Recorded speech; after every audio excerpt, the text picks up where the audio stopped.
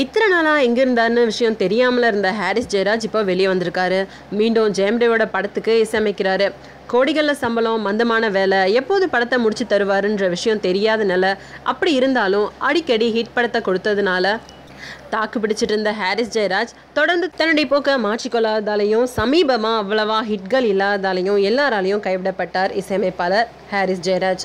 இப்போது ஏஎல் விஜய் இயக்கத்தில் ஜெயம் ரவி நடிக்கும் புதிய படத்துக்கு ஹாரிஸ் ஜெயராஜ் இசையமைக்க போவதா தகவல்கள் வெளியாயிருக்கு.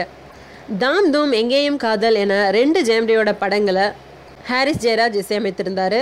2 படங்களும் பாக்ஸ் ஆஃபீஸ் ஹிட்டில் சொதப்பினாலும் படத்தினுடைய பாடல்கள் ரசிகர்கள் மத்தியில் நல்ல வரவேற்பை பெற்றது.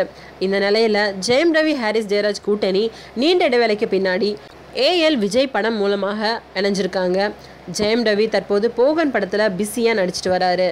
மறுபுறம் விஜயனுடைய பிரபுதேவா தமன்னாவின் தேவியில் மும்முரமாக இருக்கார்.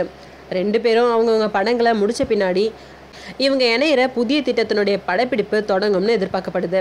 போகன் படத்துக்கு பின்னாடி சக்தி சௌந்தரராஜன், சுசீந்திரன், கௌதம் மேனன், சமுத்திரக்கனி, ஏஎல் விஜய் மற்றும் மோகன் ராஜா ஆகிய 6 படங்கள்லையும் ஜெயம் ரவி நடிக்க இருக்காரு. இதில் ஏஎல் விஜய் படத்தில் ஜெயம் ரவி முதலில் நடிப்பார் என எதிர்பார்க்கப்படுது.